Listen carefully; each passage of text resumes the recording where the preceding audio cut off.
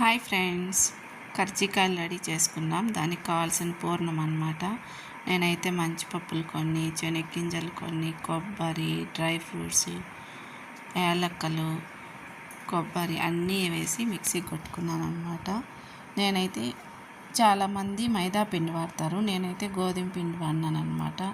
సూపర్గా క్రిస్పీగా చాలా బాగా వచ్చాయి. చాలా ఈజీగా చేసుకోవచ్చు అనమాట కర్జికాయలు.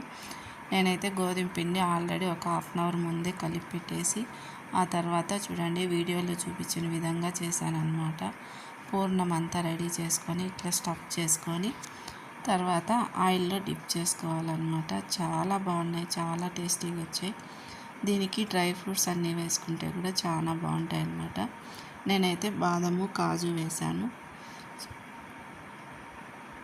ఓకే ఫ్రెండ్స్, ఈ వీడియో నచ్చితే లైక్ చేయండి. బాయ్.